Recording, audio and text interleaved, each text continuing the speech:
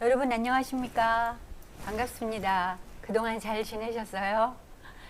저희들이 경희의료원과 공무원 연금공단 그리고 서울시 도심권 50플러스가 함께하는 경희의료원 랜선 특강교실, 오늘도 지금 이제 오늘의 주제는 무릎 통증을 가지고 시작을 할 텐데요. 오늘도 그 랜선 특강을 수업을 같이 들으시면서 오늘 이재동 교수님과 함께 하겠습니다. 저는 오늘 진행을 맡은 공무원 연금공단의 정은경입니다. 반갑습니다, 여러분. 교수님 반갑습니다. 네, 잘 지내셨죠? 예, 잘 지냈습니다. 네, 이게 지금 저희들이 한 2주 전에 예. 경희의료원 51주년 개원 기념으로 예. 양방에서도 무릎 네. 통증 다루어 주시고 오늘은 한방에서 네. 다루어 주신다 그랬는데 네, 맞습니다. 그럼 인사해 주시고. 네.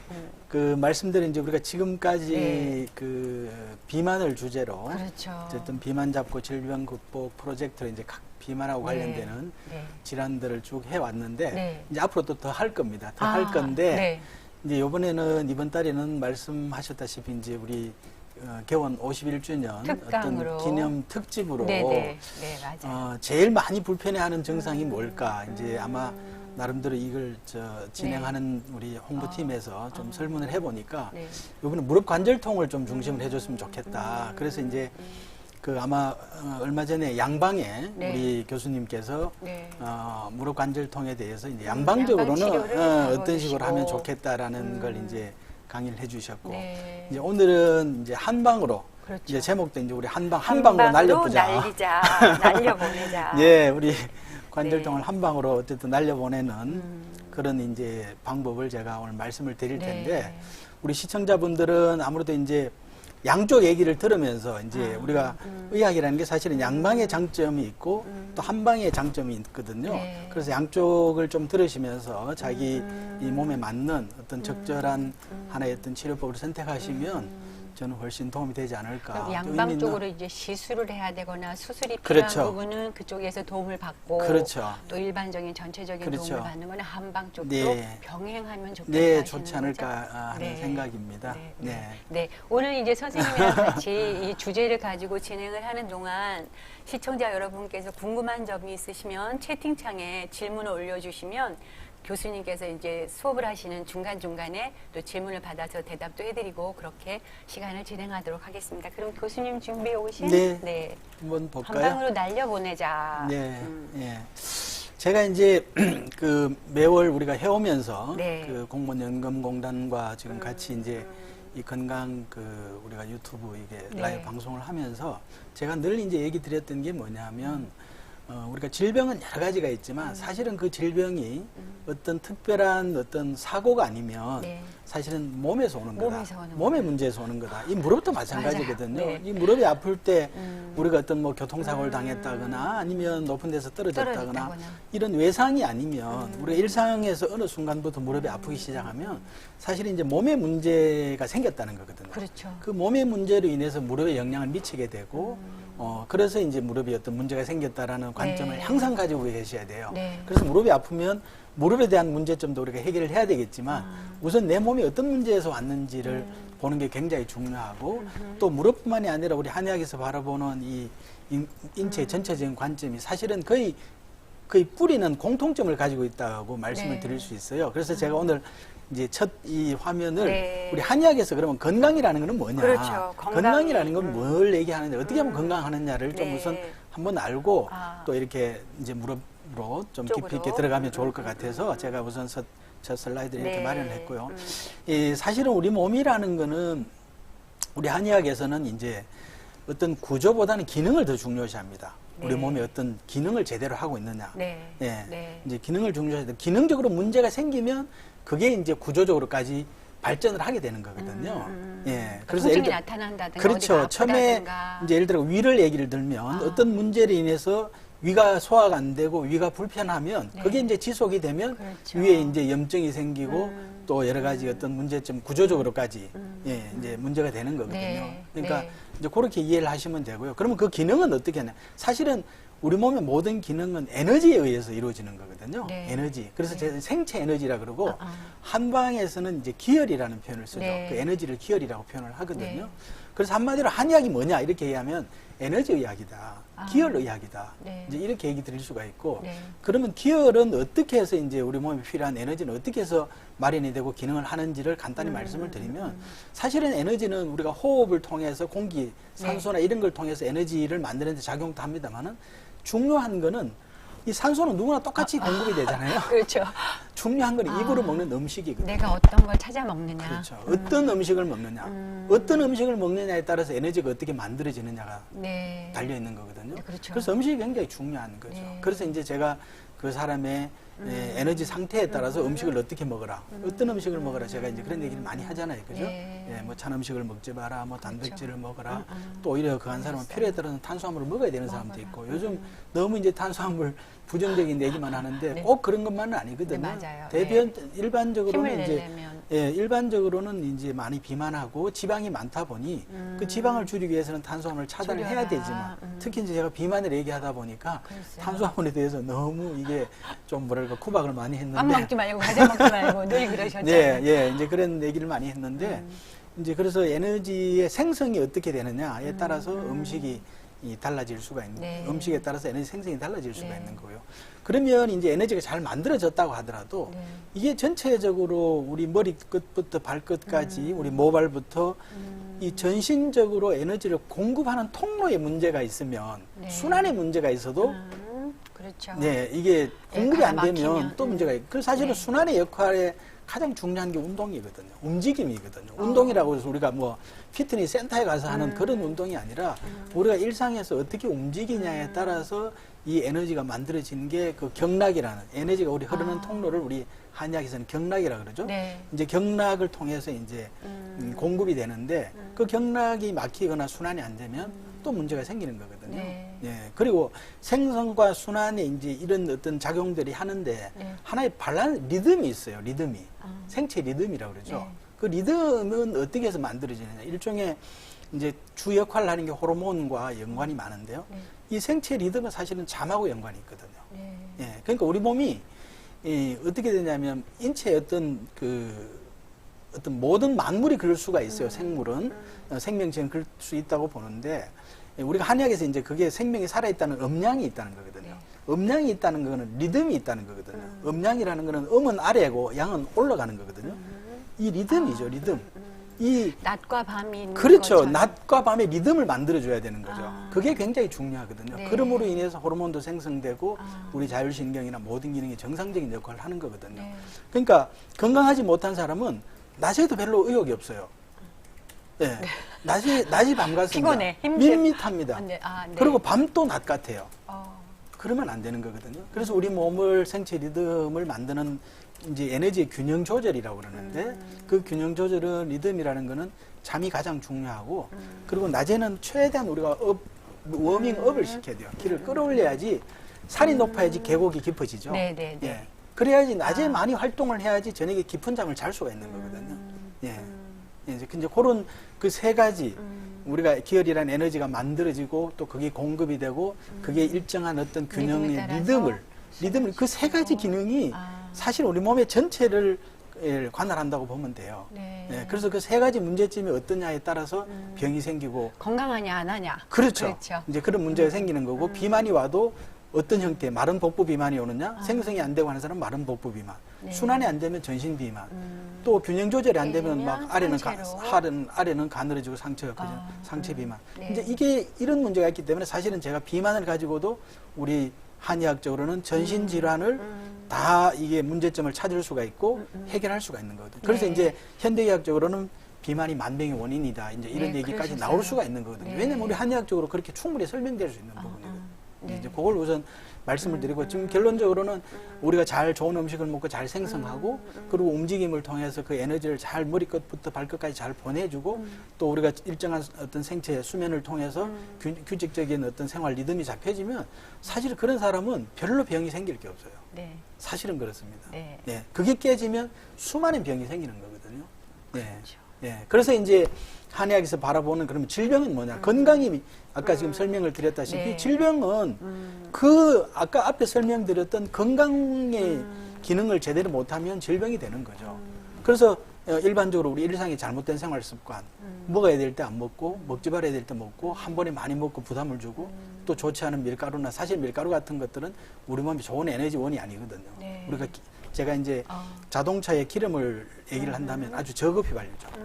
예, 고급 휘발유가 아닙니다. 그래서 사실 밀가루 음식은 우리가 대부분 탄수화물이기 때문에 바로 먹으면 에너지가 되고 해서 힘은 나지만. 많이 좋아하는 부분인데 예, 자체는 사실은 좋은 에너지원은 아니다. 그래서 제가 사실은 밀가루는 좀 많이 피하라는 얘기를 많이 네. 하는데요. 네. 그리고 운동도 마찬가지입니다. 이게 뭐 사실 밤늦게 우리가 자야 되는데 밤늦게 막 헬스장 가서 이제 젊은 애들, 젊은 그래요. 우리 친구들 많이 몸을 만들어요. 몸을 만든다고 막 그러잖아요. 사실은 네. 그게 우리 몸의 생체 리듬에는 별로 도움이 안 되죠.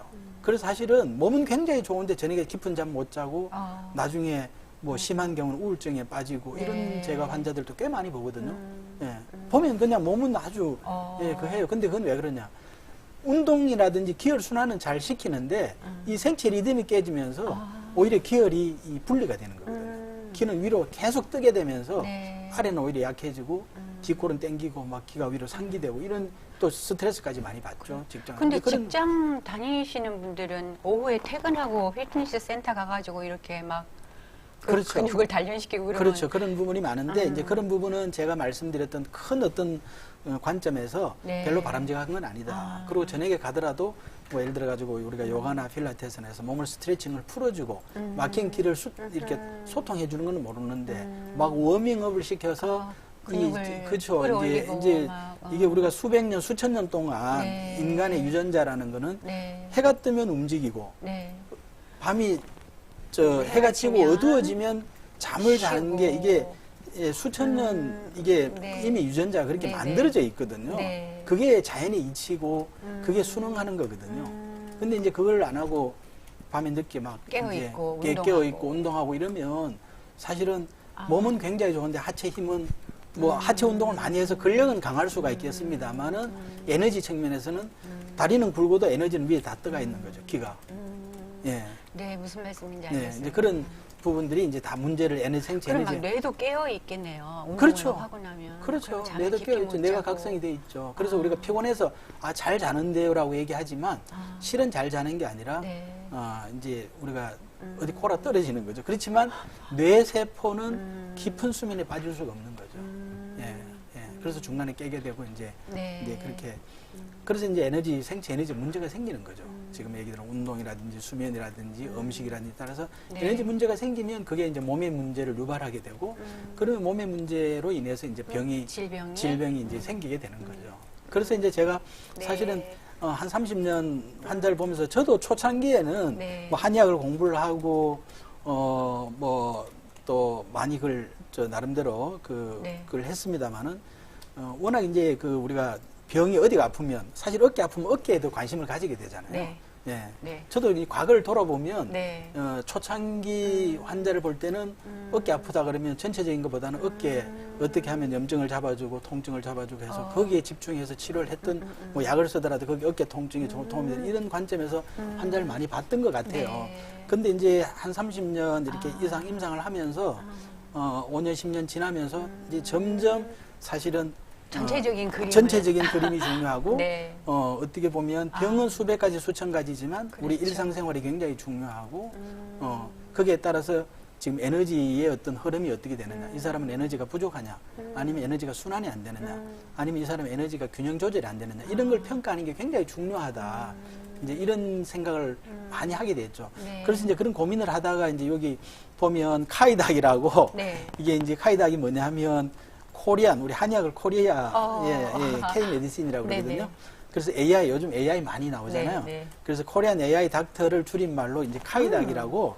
그래서 제가 이제 요거를 내 체중이 얼마고 또 키가 얼마고 또 내 성격이 어떻고 이제 그 설문이 있어요. 네. 한 20여 가지 설문이 있어요. 네. 내 몸이 어떻게 생겼고 이제 그건 네. 지금 보여드리지는 않았는데 네. 이제 그런 설문을 하게 되면 이게 지금 개발되어 있나요? 예, 지금 그러면 초기 버전이 유튜브나 이런 데 떠 있어요? 아니요, 제가 그건 하지 아직 않고 하진 않고. 지금 이제 어떻게 하고 있냐면 이제 아시다시피 우리가 한 달에 한 번씩 네. 우리가 메타버스에서 그 건강 상담을 하잖아요. 네. 그래서 건강 상담을 하는, 왜냐하면 이게 초기 버전이라서 지금 제가 업그레이드를 계속 하고 있는데, 이제 되면 이제 우리가 제가 일반인들한테 제가 좀, 그러면 우리가 이제 그 뭐죠? 적성검 그렇죠. 하는, MBTI 뭐 예, 이런 MBTI 것처럼. 같이 네. MBTI는 내 몸의 어떤 내 성격이나 성격이나 이런 걸 MBTI는 이제 취향. 체크하는 거라면 아.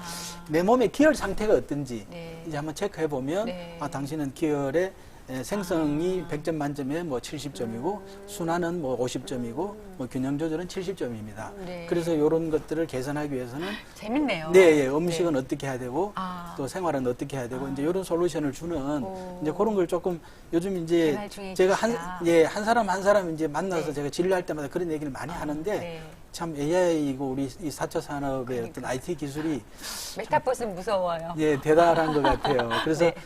그래서 이제 제가 지금 건강상담 메타버스 공간에서 하면서도 메타버스는 얼굴만 보이잖아요. 그렇죠. 근데 이제 그 앱을 통해서 제가 이제 점수를 다 가지고 있기 때문에 그 사람 얼굴만 봐도 그 사람의 예, 기혈 대충 상태가 어떨 것 어떻고 같다. 에너지가 어떻고 이게 네. 다 아니까 네. 훨씬 상담의 깊이가 있어지는 거죠. 이제, 예, 그래서. 그럼 그 사람이 지금 여기가 아프다고 말은 하지만 그렇죠. 당신은 어디가 그렇죠. 아파서 여기로 왔을 거가 그렇죠. 추정이 당신은 되시는 거예요. 그렇죠. 이제 어깨가 이제 네. 아프더라도 우리 환자분 같은 경우는 어깨가 아픈 이유가 어깨로 보내주는 기혈 에너지 기혈이 생성에 순환에 문제가 있기 됐다. 때문에 그래서 100점 만점에 그렇다. 몇 점 이게 어떤 문제가 있기 때문에 요걸 개선을 해서 어떤 네. 그걸 하는 게 필요하다. 이제 네. 그러면 거기에 대한 솔루션이 이제 생활에서 나오는 오. 거예요. 지금 얘기했다시피 그런 생활의 어떤 우리가 뭐 다 여러 가지 많은 답은 알지만 사실 정작 내인데 필요한 게 뭔지 네. 예, 궁금하잖아요. 네.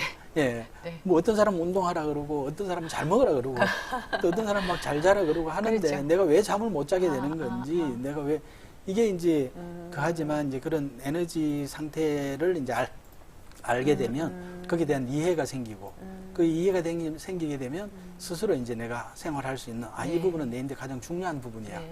이래서 이제 그런 게 도움이 네. 되죠. 이제 그래서 와우. 예, 이제 요 인체 기혈 상태 진단 앱 개발에 네, 들어가셔서 카이닥을 제가 네. 한번 일단 간단히 빨리 좀 우리 많은 국민이 이거에 제가 도움을 이제 받기를. 제가 많은 네. 고민을 하고 있습니다. 그래서 조금 더 편리하게, 좀 네. 더 쉽게 지금은 이제 뭐 사실은 그 진단하는 데는 큰 어려움은 없는데 이제 아무래도 좀 더 쉽게 편하게 네. 이제 그렇게 지금 이제 앱 개발 중에 더 이제 버전업을 시키고 있는 그런 상태입니다. 네. 그러면 이제 오늘 이제 우리가 무릎 본격적인 관절통. 우리가 해야 될 이제 무릎 관절에 대한 얘기를 좀 해보죠. 그래서 이제 지금 똑같은 얘기입니다만 우리 일상에서 운동이나 사고로 인해서 외상으로 인해서 무릎이 아플 수도 있지만 네. 대부분 평소에 생활하면서 몸의 문제에서 온다. 기혈 상태 이상에서 온다는 거죠. 다시 말씀을 드리면 이제 대표적인 게 뭐냐 하면 우리가 쉽게 말하면 과체중이죠. 네. 과체중은 이제 제가 체중보다는 체지방을 얘기를 많이 하잖아요. 네. 지난번에도 네. 얘기를 한번 네. 드렸습니다만은 네. 우리가 지방 1kg가 늘어나면 무릎에 5kg의 하중이. 하중이 움직임에 따라서 5kg의 하중이 생기기 때문에 네. 내가 예를 들어가 지방이 과잉된 지방이 뭐 제가 이제 우리가 아무리 뭐 젊든 어떻든 간에 과잉된 지방이 10kg 이상이 오버되어 있으면 그 사람은 어떤 문제가 생기도 이제 생기더라는 게 제가 이제 뭐 어느 환자를 본 어떤 경험인데요. 그래서 예를 들어서 뭐 한 5kg만 지방 덩어리 5kg만 줄어도 무릎에 25kg의 부담을 줄여주는 거예요. 그러니까 얼마나 무릎이 가볍겠어요. 네. 예, 그게 굉장히 중요하죠. 그건 이제 기혈 순환의 문제에서 오는 거기 때문에 기혈 순환 개선을 시켜야 되는 거고. 그 다음에 이제 아까 균형 조절 얘기했습니다만, 네.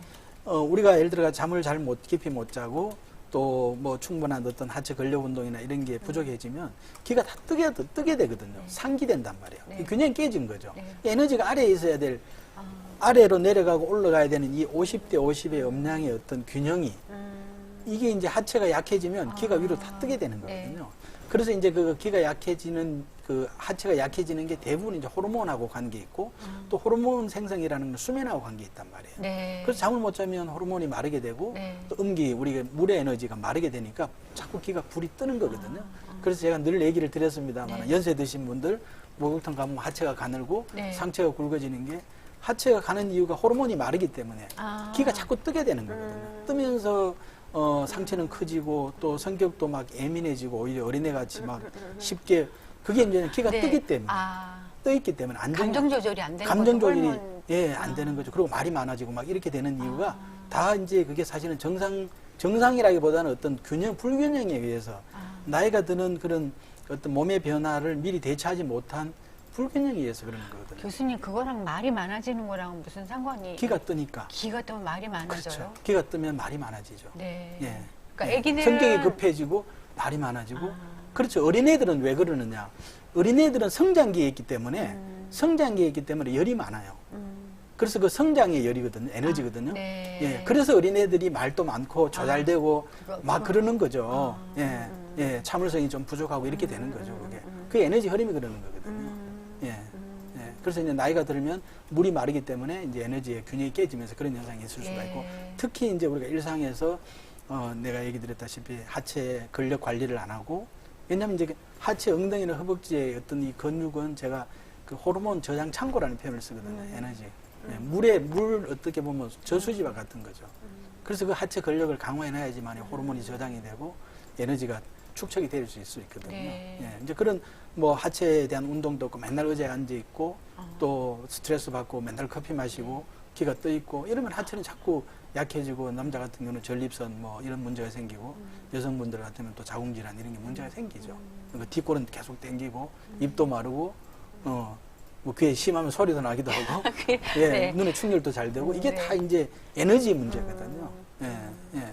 그래서 이제 대부분이 무릎이 아픈 경우는 이제 그런 경우가 많다는 거죠. 지금 얘기대로 어떤 순환이 안 되면서 몸이 무거워지는 거거든요. 그래서 순환이 안 되면 제가 이제 어떻게 우리가 이해를 하면 되냐면, 순환이 안 되는 사람은요, 우리가 아기를 업을 때, 네. 자고 있는 애를 업었을 때하고 깨어 있는 애를 업었을 때하고 느낌이 틀려요. 네.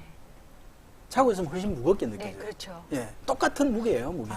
아. 그게 이제 왜냐하면 기가 순환이 되고 소통이 되면 몸이 가볍게 느껴지고, 네. 예, 기가 처져 있으면 무겁게 느껴지는 거거든요. 예, 예.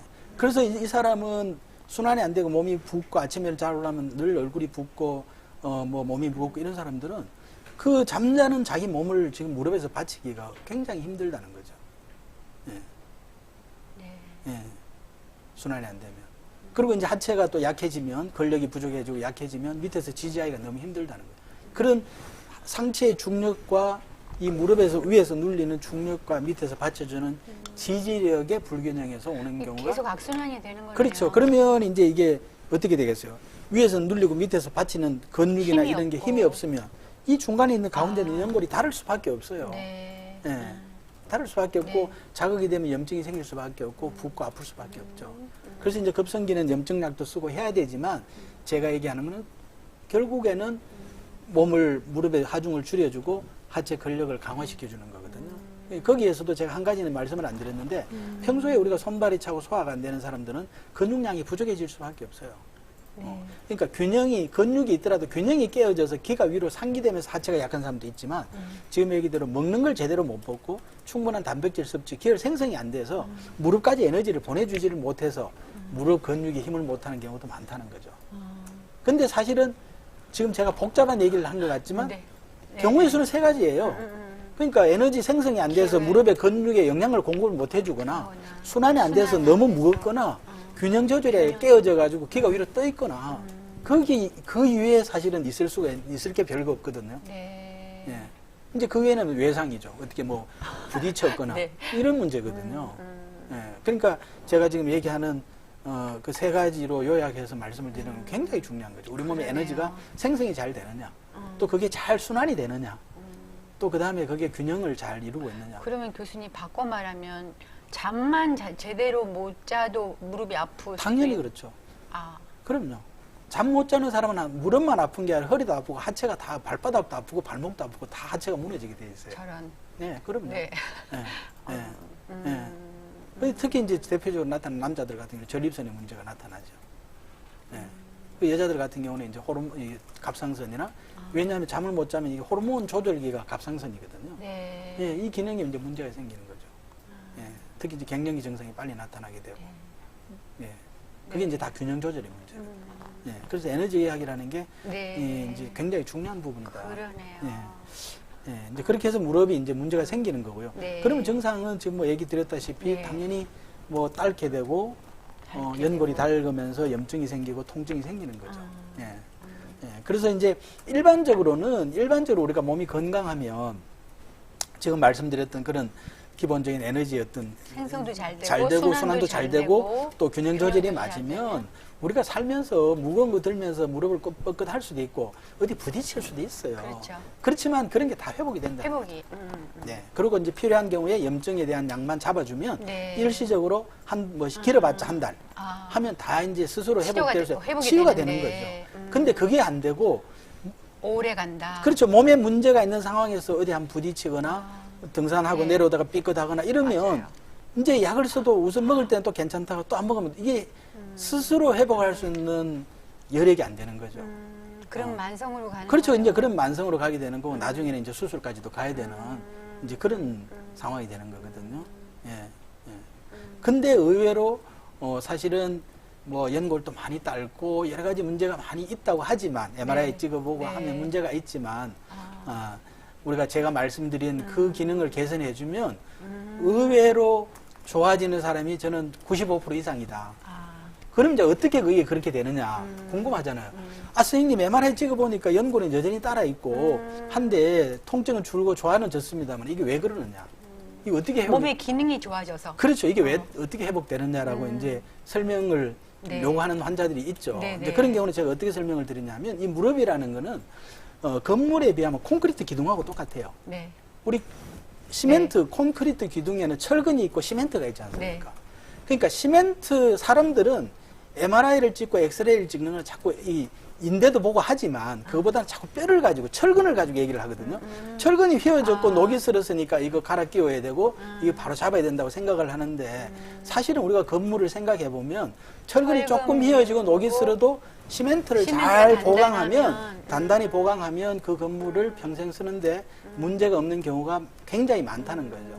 또 경우에 따라서는 철근도 갈아 끼우고 시멘트도 보강해야 되는 경우도 그러면 있지만 교수님 시멘트 부분이 근육이 되는 건가요? 그렇죠. 근육과 인대죠. 근육과 인대. 근육과 인대는 어떻게 기능을 하게 되느냐. 제가 말씀드렸던 네. 기혈의 에너지를 공급받아서 근육과 인대가 기능을 하는 거거든요. 네, 네, 예. 네, 기혈 에너지를 받아서. 네. 예. 그게 중요하죠, 그게. 예. 예. 그러니까 의외로 뭐 진짜 MRI 뭐 이제 요즘 왜냐하면 양방에서는 쉬우니까 또 좋은 요즘 인공 관절 같은 게 나오니까 쉽게 이제 요거를 갈아 끼우면 네. 우리가 생각해 보면 철근을 갈아 끼우면 건물이 우선은 튼튼해질 수 있어요. 네. 그렇지만 그 사람의 몸을 바꾸지 않고 그 무릎을 싸고 있는 근육을 강화하지 않으면 그 1년, 2년 가기 힘들단 말이에요. 예. 비록 인공관절이 튼튼하긴 하지만 또 압박이 받고 또 문제가 생긴다는 거죠. 그 부분에 임시 처방은 되는 건데 몸 전체가 좋아진 건 아니니까. 그렇죠. 근데 이제 사람들이 생각할 때는 무릎에 연골이 따랐는데 튼튼한 무릎 연골을 갈아 끼웠으니까 지금 이제 임시 튼튼해요. 치료가 아니라 근본 치료를 했다고 생각을 하는데 아. 사실은 근본은 무릎에 있는 게 아니라 몸에 있기 때문에 몸이 바뀌지 않으면 또 문제가 생길 수 있다는 네. 거거든요. 그래서 저는 뭐 저도 수술도 권하기도 하고 네. 도저히 안 되는 경우는 합니다만은 그렇죠. 우선은 일단 무릎이 아프면 몸의 문제를 찾아서 몸을 개선해라. 저는 그걸 권하고 싶어요. 그리고 물리치료라든지 운동이라든지 또 지금 어떤 뭐 필요에 따라 몸 전체를 개선해주는 한약치료라든지 이런 걸 통해서 우선 몸을 바꾸고 그 했는데도 그렇죠. 회복이 안 되는 경우 거의 없습니다. 사실은. 예. 네. 그렇지만은 인대도 강화되고 다 좋아졌는데 이 도저히 이 철근으로는 유지하기가 힘들다라고 하는 경우가 그럴 때는 이제 같이 수술을 이제 해줄 필요가 있지만 그렇지 않은 경우 이 철근부터 먼저 갈아 끼우는 거는 저는 순서는 아니다. 네. 예, 이제 그렇게 좀 말씀을 드리고 싶네요. 네. 예, 네. 예. 네. 그래서 이제 몸이 건강하면 우리가 관절 일상에서 손상된 관절도 회복이 된다. 이제 제가 이 말씀을 좀 드리고요. 뭐 지금 이제 이 정상에 연계해서 말씀을 드리면 여기 이제 오른쪽 무릎인데요. 이렇게 오른쪽 네. 무릎인데 보면 이 안쪽에 주로 이제 안쪽에 닳게 돼요. 그 다리가 이렇게 있으면 안쪽 이쪽이 말씀하시는 그렇죠. 거죠? 이 역학적으로 이 몸을 받쳤을 때 이 안쪽에 하중을 더 받게 돼요. 네. 예. 그래서 이게 안쪽에 닳으면 이쪽 점점 좁아질 거 아니에요. 네. 그죠? 그러면 다리가 이렇게 휘어지겠죠. 그래서 오다리가 되는 그래서 이제 거구나. 오다리가 되는 거거든. 나이가 들면 네. 오다리 형태가 되는 거거든. 안쪽은 점점 더 네, 연골이 닳아서. 닳게 되니까 이제 그런 걸 말씀을 좀 드리고. 그런데 치료는 원칙은 뭐냐? 제가 이제 계속 얘기를 하고 있습니다만 네. 몸의 기혈 상태가 문제가 있는지를 찾아서 일단은 몸을 바꾸는 게 지방 1kg만 순환을 시키면서 그러니까 비만 관리라는 게 무조건 살 빼는 거가 아니에요. 내가 네. 계속 얘기지만 체중을 줄이는 게 비만 관리가 아니라 우리가 기혈 순환이 안 되는 걸 소통을 시켜주면 필요 없는 지방이 빠지게 되고 피가 맑아지게 되고 몸이 가벼워지는 거거든요. 네. 예, 그래서 이제 기혈 순환이 어떤 상태는 어떤지 또 균형 조절해서 하체로 에너지가 내려가는 게 부족하지는 않는지 그러면 이제 우리가 수면이라든지 하체 운동을 통해서 기를 끌어내려야 되겠죠, 그죠? 네. 이제 그렇게 그리고 또 평소에 위 기능이 안 좋아서 음식을 제대로 안 먹고 또 그렇게 했으면 당연히 무릎에 에너지 공급이 안 되니까, 안 되니까. 우리가 이제 음식을 또 잘 먹고 근육량도 느리도록 네. 근육량을 늘리는 건 사람은 자꾸 운동만 생각하는데 네. 사실은 원료가 들어가야지 운동으로서 만드는 거거든요. 네. 예, 무슨 단백질 보강. 그렇죠. 단백질 보강이 같이 이제 이루어져야 되는 거죠. 아. 예. 그래서 이제 체중을 줄여주고 이제 그렇게 이루어지면 순환이 되면 중력이 감소되고 또 균형이 맞으면 하체 근력이 강화되면서 이제 근본적인 무릎 치료를 할 수가 있다. 네. 그렇지만 우선 무릎 아픈 거 도저히 아파서 못 견디겠다. 이제 있잖아요. 그렇죠. 어떻게 해야 되느냐. 일단 염증, 그렇죠. 일단 통증 아픈- 치료. 그렇죠. 소염제도 쓰고 통증 치료도 소염제, 하고 주사도 통증 맞고 치료. 우선 할 때는 해야죠. 그렇지만 이걸 한방에서는 이제 대표적으로 침 치료나 이제 제가 쓰는 봉독 치료가 있어요. 네. 예, 벌독을 하는 치료. 네. 그래서 이 봉독 치료는 어쨌든 내가 이제 표현을 천연 항생제라는 표현도 지난번에 한번 했고 네, 아주 강력한 그러셨어요. 소염 진통 항생. 작용을 하고 있는데요. 이제 거기에 대해서 설명을 좀 드릴 거고. 네. 그러면 이제 중력을 줄이려면 어떻게 해야 되느냐. 그래서 제가 척추 관절을 전문으로 하는 교수가 비만약을 개발했단 말이에요. 왜 그러느냐. 체중을 줄이려니까 그것만 줄여줘도 50%는 해결이 되기 때문에 그래서 이제 제가 이 한슬림이라는 한슬림. 이 약을 개발하게 되고 네. 또 사실은 그걸 계기로 해서 그렇죠. 또 비만 잡고 질병 극복 프로젝트도 하게 네, 되고 맞아요. 지금 이제 이렇게 되는데 그래서 이제 제가 그걸 지방을 줄이는 이제 한슬림의 어떤 식의 약이고 어떻게 개발되는지 좀 간단히 소개를 좀 드리려고 그러고요. 네. 그 다음에 이제 하체 근력도 강화해야 되잖아요. 이 근력을 강화해야 되는데 이걸 어떻게 해야 되느냐. 하체 힘을 생기게 해야 되는데 어쨌든 근력은 잘 먹긴 해야 되지만 네. 이게 지금 근력 강화라는 거는 제가 표현이 근육을 늘리는 거는 음식을 통해서 운동을 통해서 하는 거고요. 이 약은 에너지를 넣어주는 거예요. 하체 쪽으로 에너지를 넣어주는 그런 약을 이제 제가 개발을 한 거거든요. 네. 이제 그게 이제 우리가 공진단은 많이 얘기를 들어봤을 겁니다. 네. 근데 공진단 너무 고가잖아요. 네. 그래서 뼈나 근육을 강화하는 공진단을 이제 저희 우리 경희대에서 제가 이걸 개발해서 오. 이제 또 보골공진단이나 그래서 사실은 이 무릎에 대한 관절염의 치료가 이 세 가지가 주죠. 예. 그래서 아픈 부위는 이제 봉독 치료를 해서 염증을 네. 잡아주고, 잡아주고. 체중이 많이 나가는 사람들은 한슬림으로 줄여주고, 줄여주고. 하체가 약한 사람들은 보골공진단 같은 그럼 거 써서 하체를 보골공진단은 요 하체 쪽으로 근력에 좀 더 그게 집중적으로 그렇죠. 약효가 생기나요? 그렇죠. 그걸 강화시키는데 그 방법이 뭐냐면 제가 얘기를 드렸잖아요. 생체 리듬이 균형 조절이 깨진 사람은 몸에 물의 에너지가 부족하다고 그랬죠. 네, 네. 물의 에너지가 부족하니까 불의 에너지가 위로 자꾸 뜬단 말이에요. 네. 상기되는 거거든요. 네.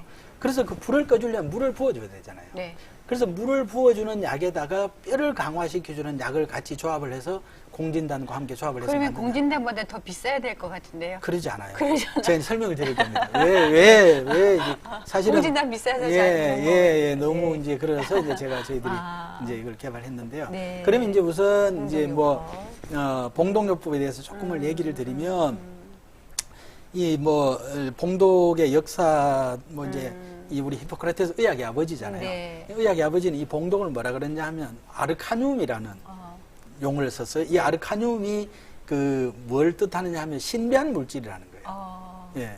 벌독이 진짜 벌독이. 굉장히 신비한 물질입니다. 이게 이제 네. 사실은 우리가 우리 곰팡이 잡는 그 페니실린이 있잖아요. 네, 네. 페니실린보다 항균 효과가 한 1000배 정도 강하다 그러거든요. 봉독이요? 예, 벌독이. 그게 엄청난 거죠. 1000배. 예. 네. 생각해 보세요. 그 덜판에 꿀이 막 네. 있는데 네.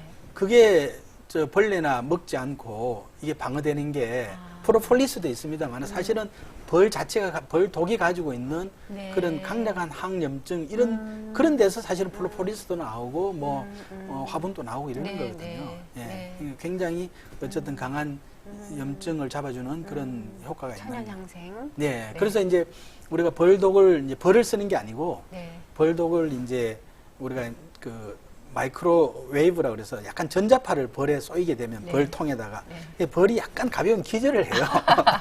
그래서 벌은 죽지 않고 쇼크. 예, 약간 가벼운 쇼크를 받으면서 독을 내놔요. 아. 그럼 이제 그걸 취합해서 나름대로 정제를 해서 우리가 주사기에 이제 그러면은 넣으셔서. 농도 같은 거, 용량 같은 게 이제 다 컨트롤이 되잖아요. 그게 굉장히 안전하죠. 예, 그래서 이제 주사기 우리가 약침 주입기라는 데 넣어서 이제 그 침자리에다가 넣어주는 거예요. 네. 그러니까 이거를 근육 주사하는 것보다는 침자리에 넣어주니까 훨씬 효과가 좋더라는 걸 또 제가 2002년도에 그 페인지라는 학술지에다가 좀 발표를 굉장히 예, 그 나름대로 뭐랄까 좀 유명한 학술지인데요. 페인이라는 잡지에 제가 이걸 발표를 했죠. 예, 그래서 경혈에 주입을 했을 때는 일반 혈자리 근육 주사보다는 훨씬 효과가 뛰어난다라는 게 이제 네. 그래서 이제 우리가 그 약침이라 그러죠. 일종의 침이죠. 약을 넣고 약을 가지고 침을 놓는 거죠. 예, 그래서 그러면 이 볼독이 가지고 있는 약의 효과도 있고 또 침의 효과도 있고 이제 이런 효과를 동시에 이제 얻을 수가 있죠. 그래서 네. 이제 봉독을 이걸 분리해 보니까 뭐 지금 이제 멜리틴이나 아파민, 뭐 포스파리파즈 이 대표적인 약이고요. 네. 이런 한 40여 가지 우리 인체에 아주 유익한 성분이 있고 결과적으로는 이거는 소염 진통과 또 혈액 순환과 뭐 신경 또 재생시켜주고 여러 가지 많은 효과들이 있고 특히 이제 암 효과도 항암 효과도 굉장히 뛰어난 걸로 해서 뭐 그 얼마 전에는 호주에서 유방암에 이 볼독을 해서 효과가 있다고 이제 국제학술지에 발표되면서 막 세계적으로 우리 해외 토픽으로도 나오고 이렇게 했었는데요. 그래서 조금 이제 이런 그 논문 서칭에 좀 그게 있으신 분들은 우리가 암을 캔서라 그러잖아요. 네. 캔서하고 봉독을 이제 비베놈이라 그래요. 베놈이 독이거든요. 비가 이제 벌이고 비베놈 뭐 아피톡신이라는 표현도 쓰기도 하는데 비베놈과 캔서를 공동 키워드로 쳐보면 수천 편의 논문이 나오죠. 봉독으로 암을 치료한 경우. 네, 암에 대한 그 효과. 예. 엄청나게 이제 저희 대학에서도 뭐 저도 많은 연구를 했습니다만 네. 저희 대학에서도 아마 여기에 그 봉독과 암에 대한 연구 아마 뭐 거의 뭐 100편에 이상 가까울게 될 거예요. 예.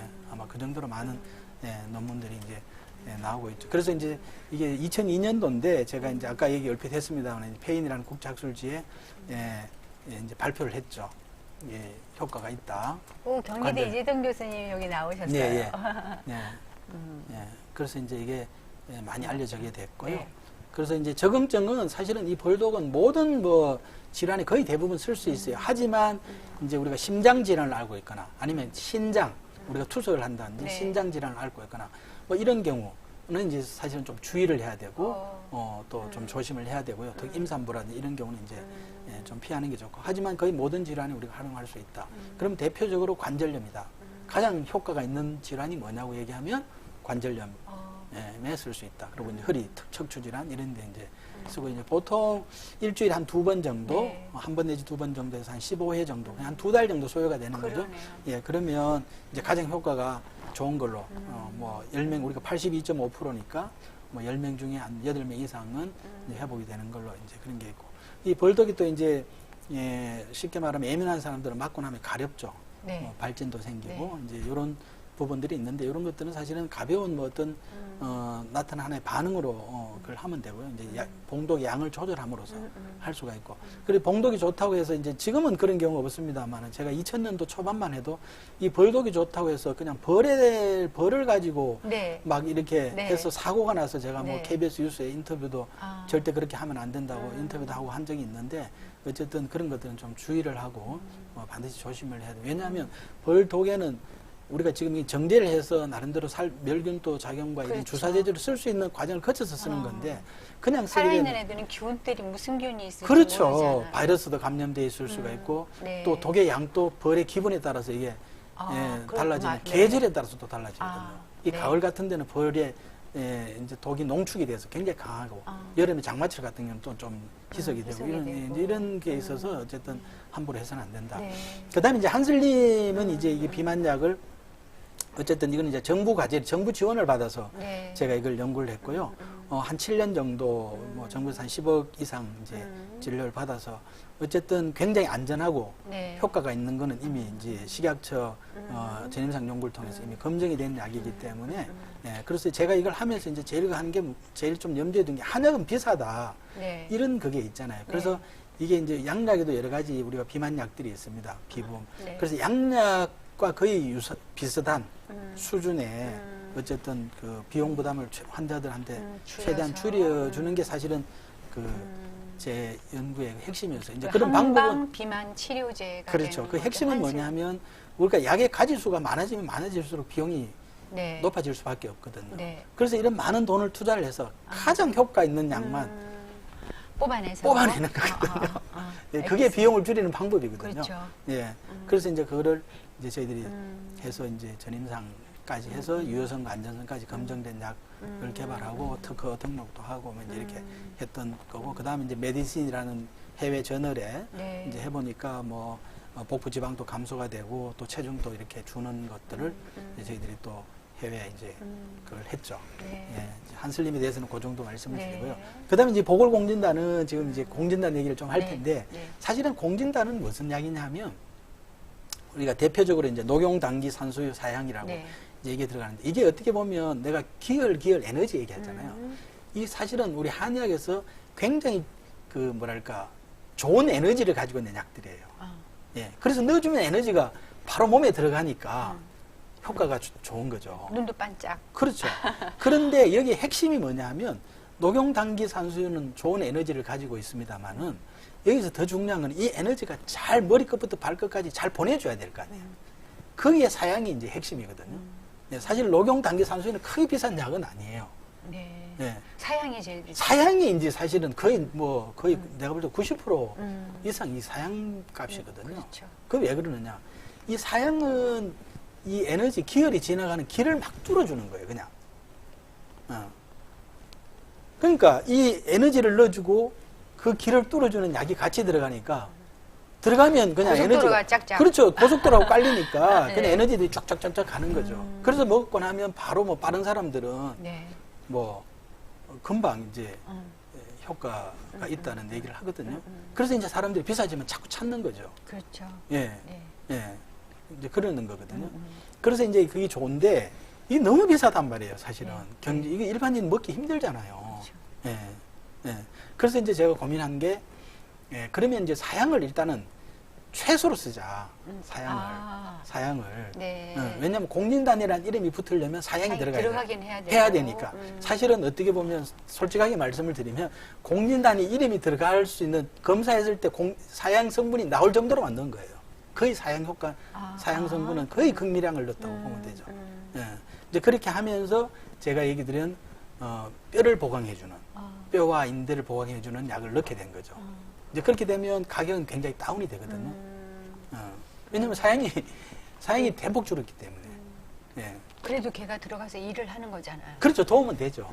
예, 안 들어가는 것보다는 도움이 되죠. 그렇지만 이제 거기에 포커싱을 둔 게 아니라 이제 쟤는 뼈나 근육과 그다음에 이제 기혈을 넣어주는 쪽에 보강을 두고 녹용당기 산수유에다가 이제 뼈를 보강해주는 약, 아까 지금 말씀드렸던 몸에 음기를 좀 넣어주는 약, 이런 것들을 같이 조합을 해서 이제 만드는 게 이제 보궐공진단이에요. 그래서 이제 이게 중앙일본과 이게 어디 지금 이제 소개된 약이고요. 네. 예, 이제 그래서 제가 한번 참고로 이제 그걸 했습니다. 예.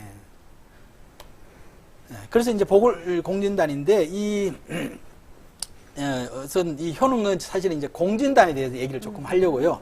이 공진단이라는 이제 원나라 때 명이 위영림이라는 이 5대째 내려오는 비방이에요. 네. 그래서 이제 제가 이 스토리로는 어쨌든 그 왕실에서 그 위영림이라는 사람을 이제 그 의로 불렀는데 의로. 이 사람은 사실은 일반인들 그 백성들을 대상으로 의료를 하고 거기에 더 의미를 느끼는 사람이에요. 네. 예, 그래서 이제 무조건 거역할 수는 없으니 자기 5대째 내려오는 비방을 왕실에다가 바친 거죠. 이 공진단을. 예. 거기에서 이제 이 공진단이 황실에서 쓰는 그런 보약으로 이제 지금 내려오게 된 거거든요. 예, 이제 그렇게 최고의 보약이라고 얘기할 수가 있고요. 제가 말씀드렸다시피 이제 보궐공진단은 아까 육미지황탕이라는 약을 제가 넣었다는 게 육미지황탕이라는 게 뭐냐면 6가지 약으로 구성되어 있는데 이게 우리 몸에 호르몬을 생성하고 물을 부어주는데 굉장히 좋은 약이에요. 물의 음의 에너지를. 네. 이제 거기다가 뼈를 보강해주는 이제 지금 뭐 보궐제라고 했습니다. 몇 가지 한약을 더 가미를 해서 이 보궐공진단을 이제 만들었고요. 뭐 하루에 1-2개 정도. 네. 그리고 이제 제가 이제 먹는 방법을 이제 공진단은 비록 사양이 적게 들어갔습니다만은 보궐공진단도 마찬가지고 특히 이제 우리가 공진단을 먹을 때는 물로 먹는 게 아니라요. 입에서 계속 씹어요. 입에서 계속 타액으로 심으면 그게 이제 침에 녹고 하면서 이 구강 점막을 통해서 사실은 사양의 기운이나 약 기운이 흡수가 되는 거거든요. 네, 이제 그렇게 해서 먹는 게 가장 효과적이다. 네. 네, 비싼 약을 물로 그냥 삭혀서 꿀떡. 위장에 들어가서 위에서 흡수되면 그거보다. 시간이나 손실이 있을 수가 있고 구강에서 계속 혀의 점막, 이 입안에 구강의 점막을 구강의 점막을 통해서 바로 흡수가 뇌로 되게. 이런 쪽으로도 바로 이제 아. 흡수가 될 수, 에너지가 흡수가 될 수가 있으니까 이제 네. 그렇게 드시라고 제가 네. 좀 권장을 해주고 있죠. 그리고 이제 무릎 관절에 좋은 한방 차들이 뭐 우슬이나 홍화, 뭐 쥐누니콩 이런 게 있으니까 네. 이제 요거는 쉽게 말하면 무릎에 네. 무릎뼈에 좋은 이제 그런 우리 한약재 또는 뭐 이제 일반적인 우리 식품 이제 가라앉히고, 요런 게 되는 거예요. 이제 성분들이 뭐 우슬차 같은 경우는 액디스테론이라는 그게 이제 뼈나 근육을 강화시키는 성분이 있고 홍화씨는 잘 아시잖아요. 토코페롤, 리놀렌산 네, 이런 네, 것들이 네. 이제 있고 네. 뭐 지누니콩도 글리스테인이나 리놀렌산 이런 것들이 이제 뼈에 도움이 된다. 이게 참고로 제가 이제 말씀을 드리고요. 그리고 이제 무릎을 그러면 강화하는 운동이 어떻게 되느냐? 네. 이게 이제 대퇴 사두근 강화법인데요. 네. 이 다리를 쭉 뻗어서, 네. 다리를 쭉 뻗어서 사실은 무릎이 아픈 사람이 서서 걷고 이 운동은 다 무릎에 하중이 실리기 때문에 좋은 운동이 아니에요. 그래서 사실은 그러게 무릎이 아프면 운동 부족이다 운동하라 그러는데 네. 사실은 체중이 많이 나고 지방이 많은 사람은 절대 운동을 먼저 하면 안 됩니다. 음식을 통해서 지방을 줄이고 나서 그 다음에 근력 강화 순서가 있거든요. 그렇죠. 예, 운동해서 살 뺀다고 생각하는데 그렇지 않아요.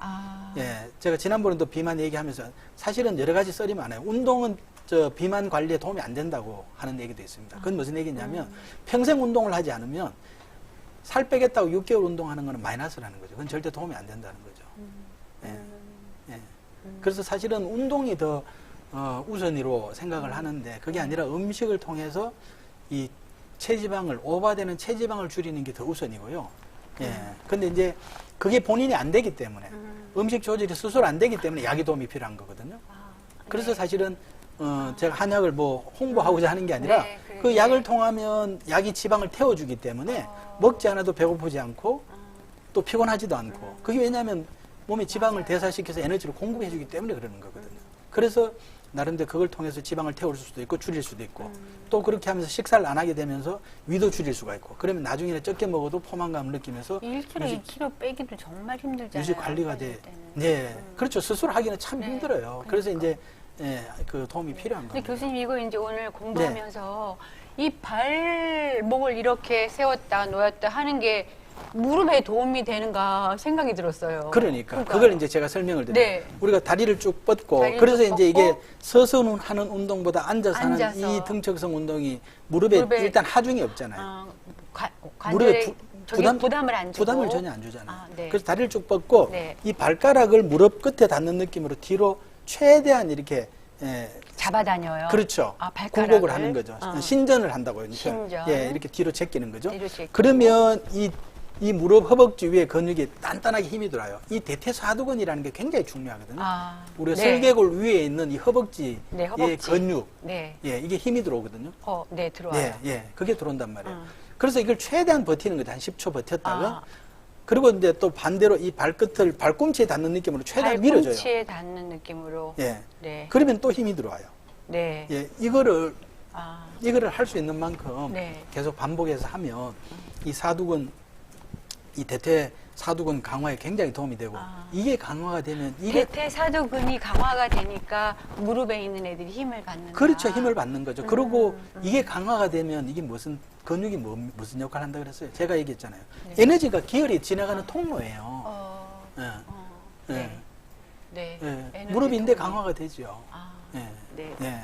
그래서 굉장히 좋은 운동이고 그 다음에 이제 발끝치기 운동이라고 제가 지난번에 한번 소개를 해드린 적이 있는데 이것도 하체 강화 운동인데 발끝치기라고 해서 발끝 치는 게 중요한 게 아니고 이 이걸 발로 생각하면요. 이 무릎을 밖으로 해서 안으로 감아주는 게 중요하다는 거죠. 이 근육을 써라? 그렇죠. 그러면 우리 허벅지 안쪽이 내측 근육이 허벅지 안쪽에 내측 근육이 강하게 되거든요. 안쪽이 뻐근하게 되거든요. 그럼 발끝치기를 할 때 발끝만 치는데 유념하지 말고 이 무릎 다리 전체를 그렇죠. 다리 전체를 움직이는데 무릎을 벌렸다가 안으로 움직여주면 다리가 꼬이게 되거든요. 안쪽으로. 네.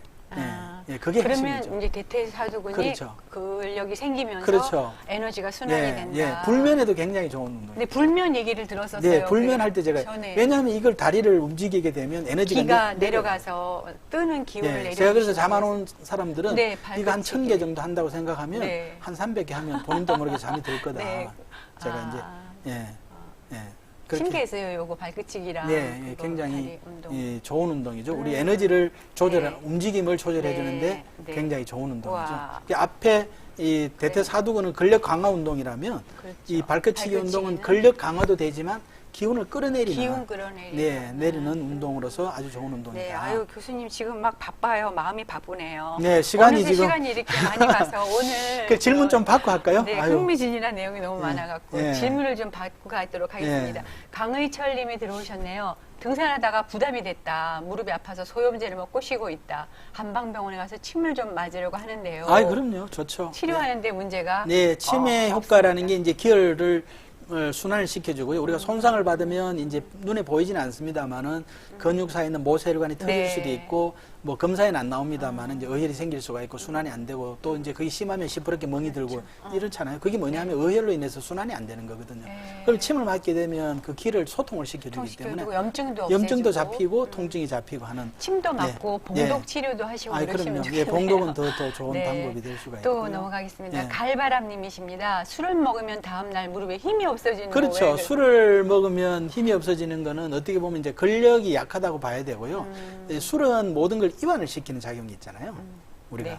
릴렉스하고 이완이 네. 되잖아요. 그러니까 평소에 근육의 힘이 약한 분들은 이제 하체 힘이 약하나 이런 분들은 네. 이완이 되기 때문에 더 오. 이제 힘을 못 쓰는 거거든요. 아, 네, 그럴 수 있죠. 네. 술을 먹으면 힘이 없어지나요? 근육에도 이렇게 이완이 되잖아요. 이완이 돼서 네. 그래서 네, 늘어지- 신경을 마비시키고 이완이 돼요. 아, 신경을 마비시키고. 네, 이완이 되죠. 네. 김선자님이십니다. 퇴행성 관절염이 있어서 무리하면 힘들어지는데 무릎에 연골 주사를 맞으면 도움이 될까요? 맞게 네. 되면 어느 간격으로 그 연골 맞는 주사는 게- 사실 우리 한 방에 쓰는 방법은 아니고요. 아니고. 이제 우리 하이알린 주사라고 그래서 뭐 5회도 맞고 환자들이 많이 맞고 오는데요. 충분히 도움이 됩니다. 네. 예, 도움이 되지만 제가 말씀을 드리고 싶은 것은 연골이 왜 따랐는지, 왜 줄었는지를 생각해야 되거든요. 그건 제가 말씀드렸던 몸의 네. 문제일 가능성이 크거든요. 그래서 우선 부족한 연골을 주사를 통해서 넣어주고 염증 또 치료를 먼저 염증을 한 하는 다음에. 거는 도움이 됩니다만은 네. 근본적으로는 이제 몸의 문제를 몸을 개선하는 게 살려서. 중요하다. 제가 가격은 잘 모르겠고요. 네. 네. 백영진님 들어오셨어요.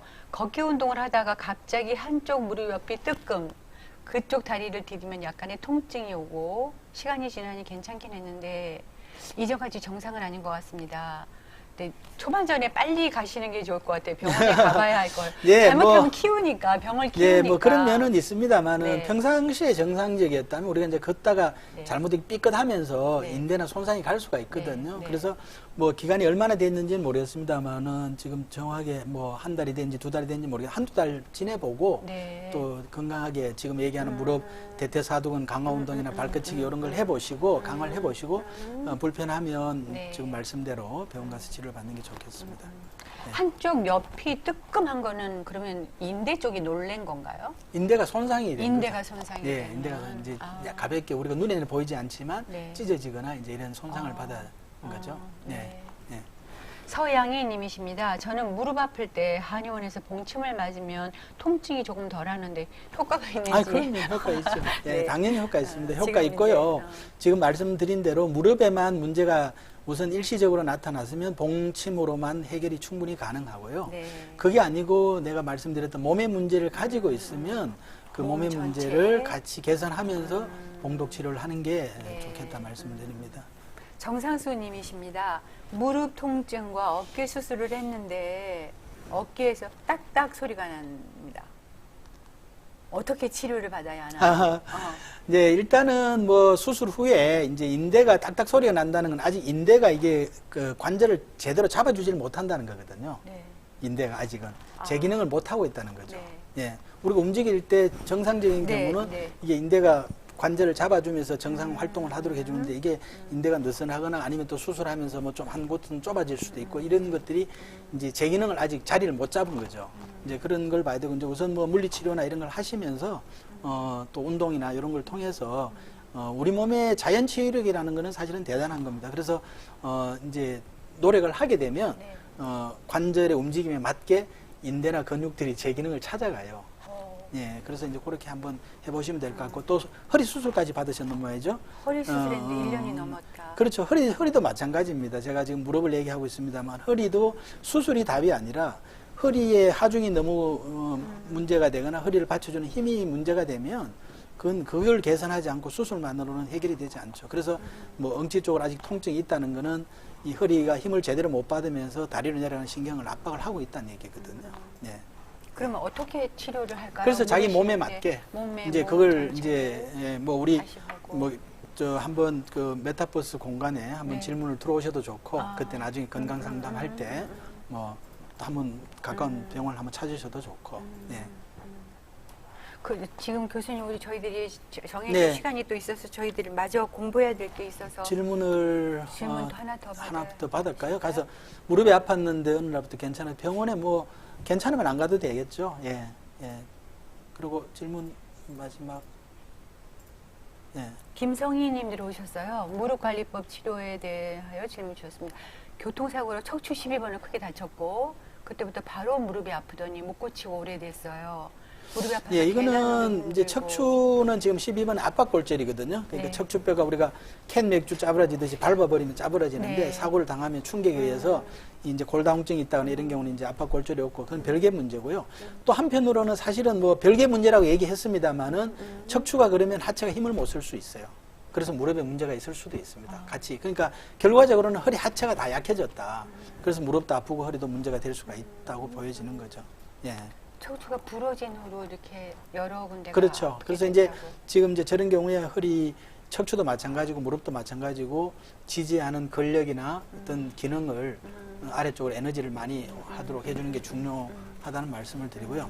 네. 네. 자, 이제 저희들이 이제 어쨌든 몸의 정리하면서 문제라고 자꾸 얘기만 했는데 네, 몸의 네. 문제를 어떻게 관리할지를 제가 지금 비만하면서도 간단하게. 계속 얘기를 해왔습니다만 네. 다시 한번 정리를 해보면 네. 우리가 이제 그 아까 얘기했던 음식이나 운동이나 수면에 어떤 문제가 생기면 이제 이거는 두 가지입니다. 타고난 체질도 있어요. 타고난 위장이 약한 사람도 있고 네. 타고난 심폐 기능이 약한 사람도 있습니다. 그뿐만이 아니라 타고난 체질 플러스 그건 한 20% 돼요.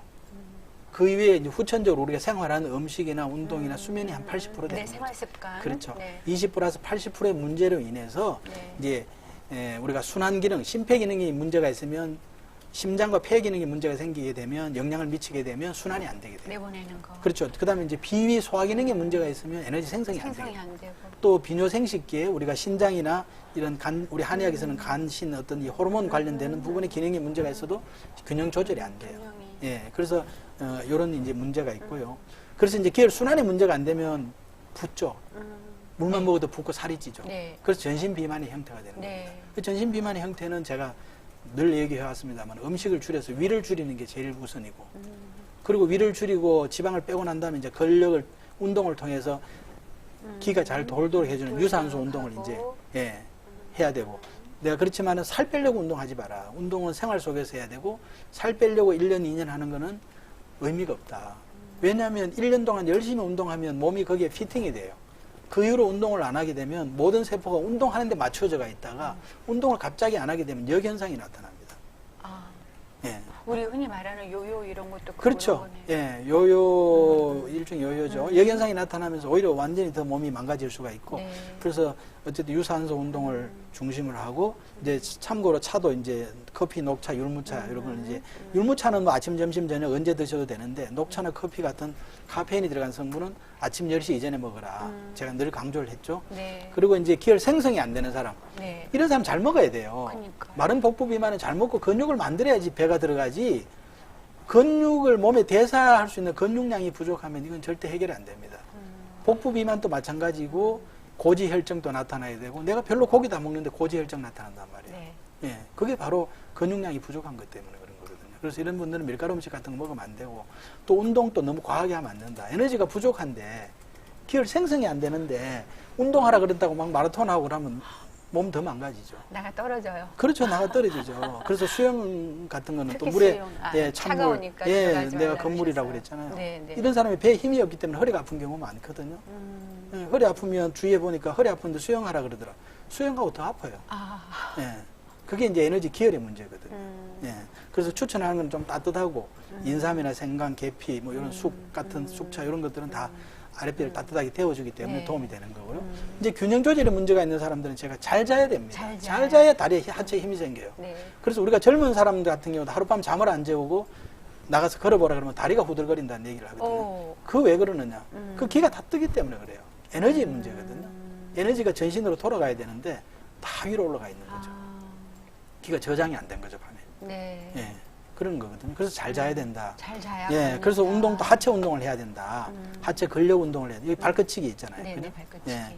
그다음에 이제 차도 좀 우리가 음기를 도와주는 좀 네. 찬 그런 성질이면서 좀 물을 부어주는 그래서 이제 산수유 구기차 이런 것들이 이제 보리차도 조금 성질이 차죠, 그죠? 그래서 내려주는 네. 예, 이제 그런 그래서 더 여름에 우리가 보리차 먹는 게 성질이 차기 때문에 그렇잖아요. 네. 예. 자, 그리고 이제 생체 리듬을 잘 자야 된다 그러는데 그러면 이제 우리가 건강한 생체 리듬을 만들게 위해서 어떻게 해야 되느냐? 낮에 많이 움직여야 돼요. 낮에 할 일 없으면 옆집에 가서 수다라도 떨어야 돼요.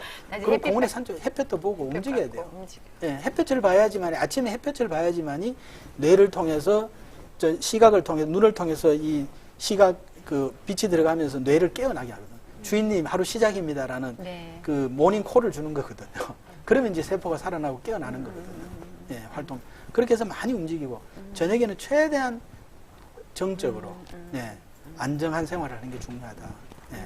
그래서 그 호르몬이 생성되는 시간이 10시부터 새벽 5시이기 때문에 이제 대표적으로는 2, 3시까지 특히 어린애들 성장 호르몬 같은 경우는 10시부터 그 새벽 서너 시 이때 제일 많이 분비가 되거든요. 어른도 마찬가지입니다.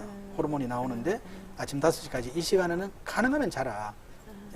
네. 이거는 너무나 중요한 얘기입니다. 사실은. 그리고 우리 머릿속에는 10시 넘으면 빨리 자야 되겠다 이 생각을 가지도록 기본적으로. 왜냐? 내 호르몬이 마르고 있다.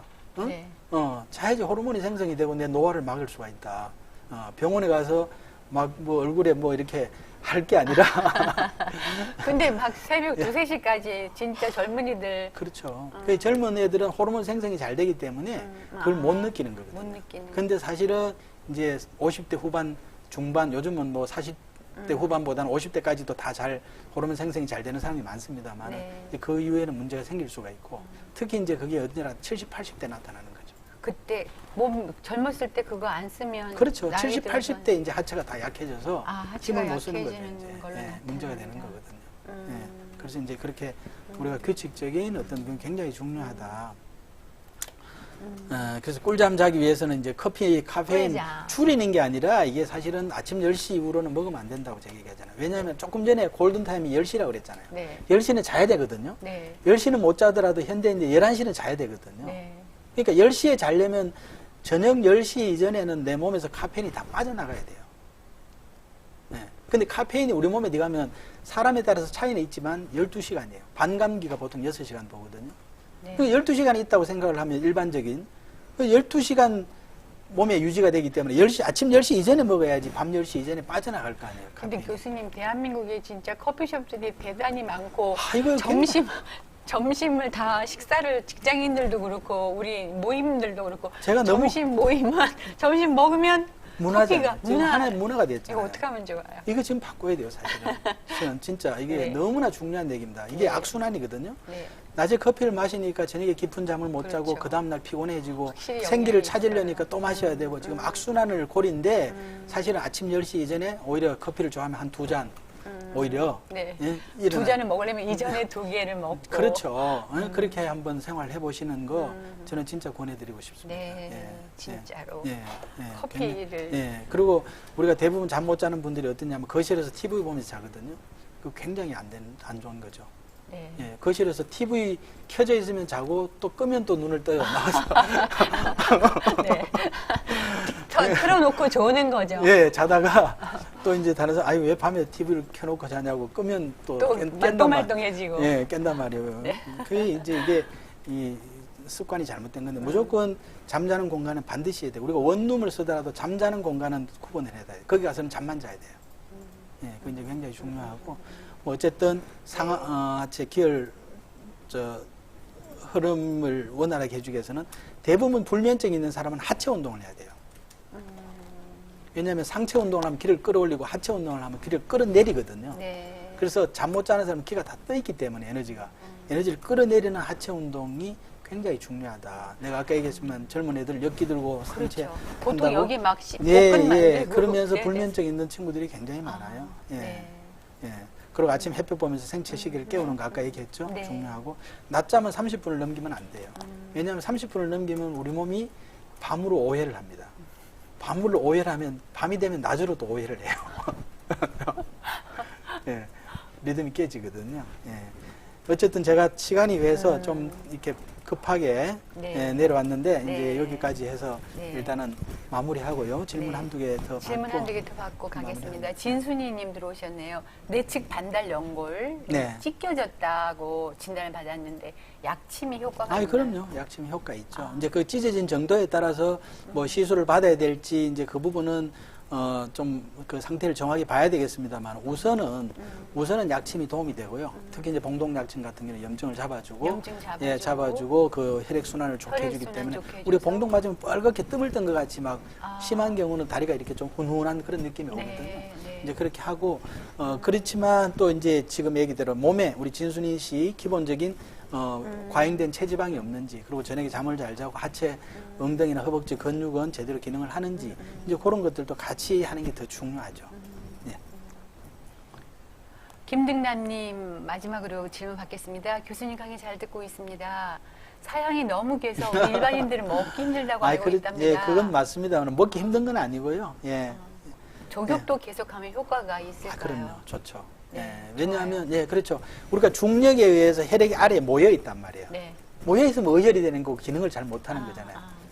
그래서 따뜻한 물을 통해서 족욕을 해서 따뜻하게 순환을 시켜주면 혈액이 다시 이 전신으로 돌 수 있는 하나의 그 네. 여건을 마련해 주니까 네. 반신욕이라든지 족욕 좋죠. 예, 좋습니다. 네. 예. 지금 이제 오늘 경희의료원 51주년 기념 특강으로 저희들이 오늘 이제 무릎 통증을 한방으로 해결하자 그래서 수업을 했고요.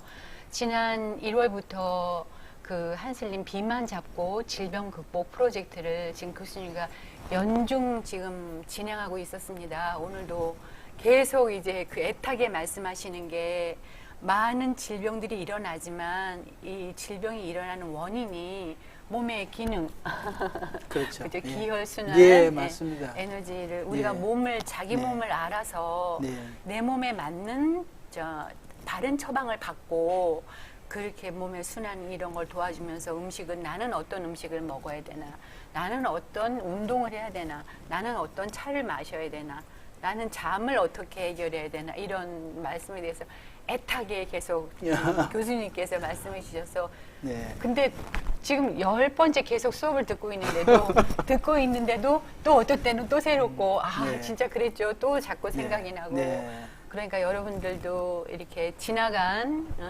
한슬림 비만 잡고 건강 질병 극복. 질병 극복 저희들이 네. 프로젝트로 오고 있었어요.